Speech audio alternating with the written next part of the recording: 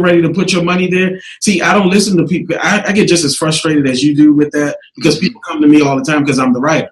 But and then they want a consultant, they want to talk to me, but I don't talk for free. I had a person that I was working with that we had an agreement. We came to a contract, and the person didn't sign the contract. Well, 3 months they had given me the content to begin, but they didn't sign the contract or pay a deposit. So I let it sit on my desk. So then when I came back and talked to them, they said, "Well, have you looked at it?" I said, "I looked at it. It's on my desk." I said, "Well, did you? I thought by now you would have at least looked through it. What do you think?" "I don't look for free." I didn't know. There's a cost that comes with this gift, and I'm not giving it away for free.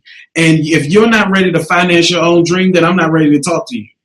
So, and it's not about, trying to be big shot or anything like that. You don't go in Verizon and say, "Well, I thought you would have turned the phone on. You want me to be your customer. I thought you would at least turn it on and see if it worked. Well, pay me first and then I'll activate it." It's the only place where we have this expectation where, and even people in the church, they want something for free all the time. You don't go to your light company and say, "Well, the blood of Jesus paid it all, so these lights should stay on because I'm saved." Really? No, we want some money, sir. Come up with the money. And so if you have a creative idea, if you have a dream to write a book, by all means do that. And if you want to contact me, I'm happy to help you. Now, there's a price associated with it, but just learn what it is. Do the homework. I spent 5 years understanding the publishing industry before I began to move. And at the time I was studying the industry, print-on-demand technology was frowned upon. Major publishers they hated self-publishing companies. And I was about to become a self-publisher to empower myself. Had no idea that the market was trending in my direction.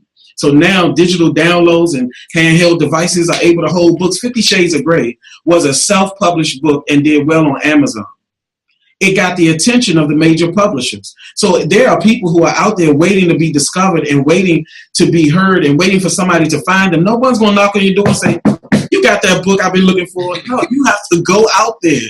You got to do the homework. Go online. Find out what it takes to be and do who you say that you're going to be and do. When you decide to start your podcast, I don't think you sat there and said, "This is a great idea." No, you went and said, "Well, I need equipment. I need this. What is the budget? How much is it going to cost? When am I going to air? You did all of those things. And you said, "Damn, I need some guests." There's sometimes when I'm just going to talk myself. I'm going to publish it here. I'm going to do this. You did the work. You did the homework. And so until a person, I assess that a person is doing the homework, then I'm not interested in talking to them. However, if they want to do the homework with me and I've did the research for them, I offer free e-classes where I can provide for you an ebook and we can go over the lessons together. I can get you to the place understanding how to avoid publishing pitfalls, some rules of engagement that you should know before publishing, what a ghostwriter is, how much it costs, and what you can expect from a coaching situation. Or, if you're going to do ghostwriting or book coach, I can help you with that free. You just said the F word, so I got to pause you there. I know my listeners is like, that's us. Because we got a whole group that love that F word. Okay. All right, so let's go back to it. Where do we get this, the free stuff? So you get the free stuff on my website. Okay. You simply just contact me. Or you can call me or email me. But on my website, where's the website? What's the number? Whatever. How do we get the free stuff? Okay. City of Jabez, JABEZ.com. That's the website. The email address is publisher@jabezph.com. So that's Jabez Publishing House. So it's publisher@jabezph.com. Just simply send an email inquiry or go on the website and under the contact page, just send an inquiry saying you want the free information and I'll send it to you. And once you look at it and you say, "Hey, I'm ready to move on to the next step," then let's talk. We'll set up a free consultation. And I'll go over all of the process with you. I'll go over what you can expect. And then if it's something that you like, take advantage of it. If not, that's fine. There are many publishers out here that you can cross, you can study with. But please do that before you talk to me. Because I value time is so important to me. I don't give it up easily. It is something that's the only thing in the whole world that I can control is my time. Absolutely. And I self-published my first book, the Silver Dollar ebook. Les Brown put the forward on it. But I always, Aaron, you just spoke about price and say, "Hey, just do it." I try to make sure that all of our listeners always know that you may agree with it, you may not. But I say if you want to be the best, you have to invest. Yeah. I also say if you want to get something done, it has to get done. Mm-hmm. Either you got to do it yourself or you got to pay someone to do it for you. Absolutely. That it's as simple as that. Now, out of this investment, what is one of the most gratifying things that you've received from one of your previous clients or current clients that really put you in awe, like made you feel good? Because although you get paid to do this, and we get paid to do this, right? But so there's something that happens that money, there's a feeling that happens that money can't give you sometimes in our career with our clients. Mm-hmm. Is there a client that you helped that has stuck with you, that really assured you like, wow, this is really why I do this? If so, what was it? And tell us a little bit about that. I have a client who was actually my first client.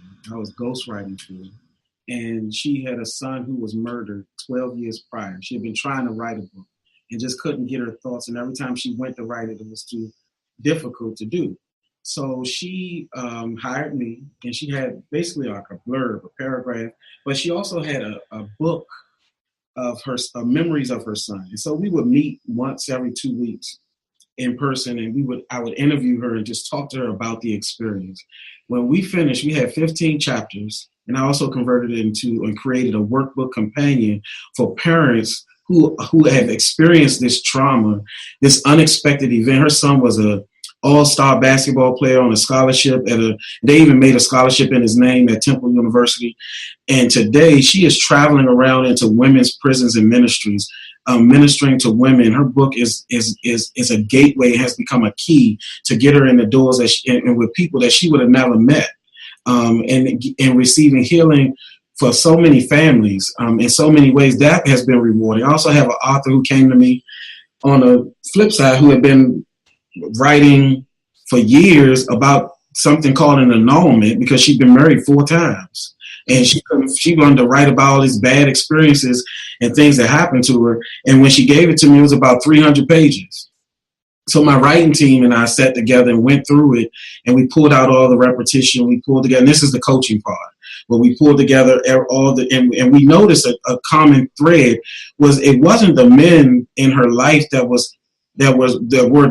to blame, so to speak. It was her pain, her not owning her own role in her pain was causing her to attract this, to give off this energy that was putting her in this environment that was toxic for her, because it was this 15-year-old little girl that was crying out. She's now 54, and she keeps repeating this same abuse, this same cycle. And so we were able to minimize the content and draw it out and paint and tell her picture, tell her story in a very clear and true way without taking away from what happened. And she read it, and she began to be healed from it.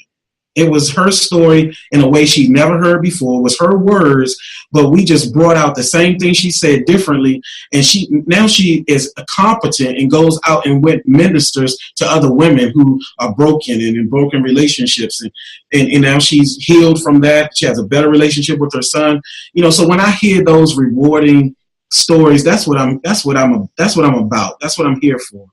To be able to tell someone's story responsibly without hurting the people who hurt them. And then I'll absolutely refuse to do anything that does damage someone's reputation. I had a person who hired me to help her write a book. She'd already written it, and she just wanted me to coach her through it and get her to the publishing point. Well, I said, I can't help you with that, because you want to tell a story about a man who is a celebrity, and he is now no longer doing those things that he did to you. This was 30 years ago. You're now far removed from this, and he's gone on with his life with a wife and children, and here you are about to open up a can of worms. I can't be a part of that. I can't participate in that. So she was upset with me, and she said, well, give me my money back. I was happy to give her money back. I couldn't wait to give it to her. And once I gave it to her, I was done, and she went back and told somebody, you probably don't want to work with him, X, Y, and Z. And it came back to me. I was like, okay, whatever. I just keep it moving because I live in truth. You can live down any lie. And then she went to someone else, and they turned her around and told her I was right, and that she shouldn't publish it.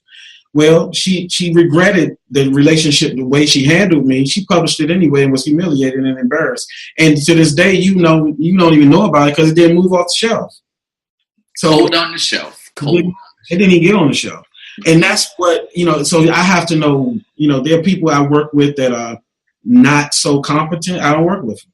If I have a feeling about a person and I know that this isn't going to go well because I know my personality and I know how I am with authors and clients, I won't work with them. I don't care how much the money is. So I'm not about making money, but I'm about making money. I'm about making money that makes sense, not about frustration. I'm not just going to take a client because I need something. I don't have a need.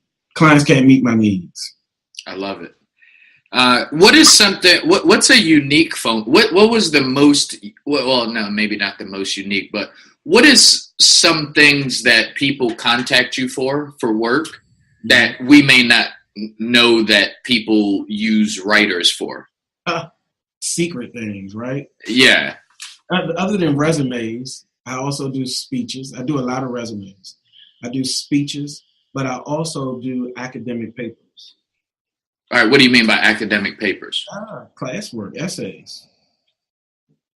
For what grades? You talking about college? 10th grade, 12th grade, sophomores, PhDs, seminary, academics, major college, small college, high school, whatever. If it requires words and writing, I can help you with it. Singers? Now, I haven't done much music, but I would love to do that. I would love to do some ghostwriting for some singers. Wow. Resumes? Oh, yeah, I do resumes. I do speeches. I do biographies. I do funerals. Like, for example, if you want to... Funeral? Like a person died and they need a bio or... a eulogy? Yeah, I do that. Right, they give me the bullet points of their life, and then I put it together, and then they publish it in the program for the service. And those are small things that families often need for, and I don't usually charge for that. Usually it's more than likely it's someone I know who had a loss and they know I write and they want to know, can you help us put this program together? And so I'll do that. So some ad hoc things that I do for free. Depends on. Has anybody ever asked you for vows? Help with vows? I've had vow renewals. I've had poems, creating poems. I had that. I've had, I'm going to get, usually like a monologue. So there's a celebration happening in the spring, I think. And there's a 7-minute monologue that they want, like an opening, like an Academy Award type event. So they want me to write the monologue. So they give me the bullet points of the person being honored. And then I put the script together. And that goes on the teleprompter. And then they get up and they read the teleprompter. I often hear, I don't write. I'm not a writer. But I do write, but I'm not not like on your level. But I'm curious to know, there's always that old term. People have writer's block. I've heard some people say it's real. I've heard some people say it's not. What is your take on writer's block? And is writer's block real? No. And if it is, what is it? It's not real for me. I don't expect. So how do you get past writer's block, or what people call writer's block? Well, when you are creative, you operate in a flow. You have to be in an environment of creativity. There are things that happen that causes your creativity to be stunted. So whether that is real life trauma, it could be stress from jobs, bills, all of those things that are distracting. You'll find that when you are in a quiet place, that's when you flow the most. You may write. I've written a book in 7 days. From just having a quiet place. And then I've started some things, like a couple of chapters, and then haven't been able to get back to it because life is happening. So when people are experiencing those things, they just need to reduce the stress, reduce the levels of stress and all of the competing interests that makes creativity impossible. And they don't. Once they realize that there's a creative genius in them, and there's supernatural intelligence that requires an atmosphere, then they'll just create the atmosphere so that they can flow. But when they don't know that, they get frustrated and they call it the writer's block. And that's my strong opinion about it. All right, let's go back to this. You throw in little things, and I got to make sure that I catch them while I remember it. You just said you could write a book in 7 days. Yeah.